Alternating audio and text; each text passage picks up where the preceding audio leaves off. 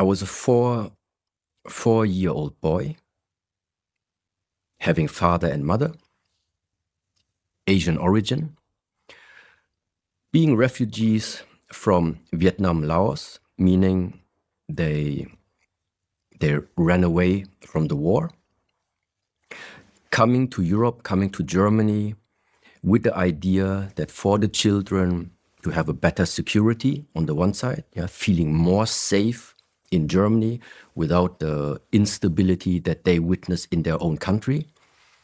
And so, of course, father and mother, with this idea, put a lot of pressure in early ages already in terms of you need to be good at school, you need to achieve, you need to prove yourself. So this is the education from father and mother.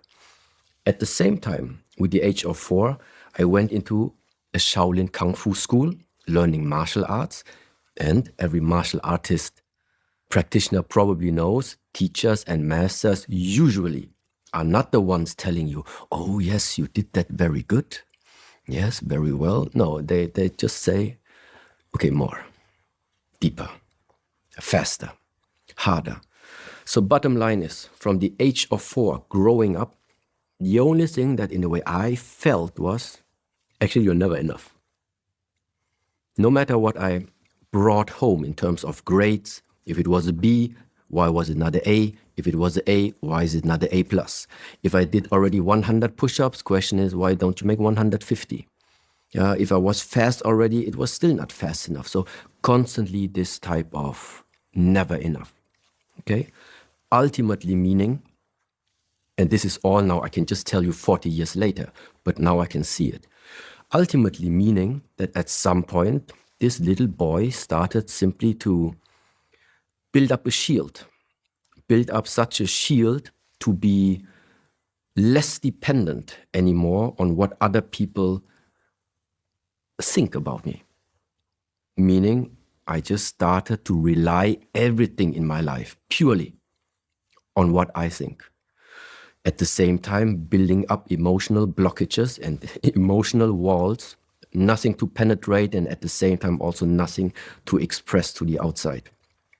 So now, having entered into like a very new circumstance in my life where I need to take into consideration the opinion and the emotional state of my beloved, of my partner, of my son, I can feel how my old patterns sometimes are still trying to sneak in. And so the only thing to do is what to do to break patterns. Number 1, you need to see you have one. And number 2, you need to replace old patterns, which ultimately mean patterns, it's habitual behavior, it's habits. How do you build habits? By continuous behavioral patterns that you continuously do. So there is something about consistency and continuity that ultimately builds a pattern. Mm-hmm.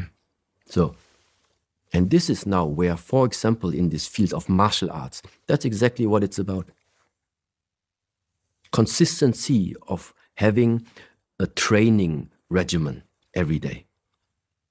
This is, it's not helpful to like 6 days per week do nothing, and then you go 1 day to the gym and give your everything. No. It's better you have some type of consistency throughout the whole day. This is what builds patterns, healthy patterns. Yeah.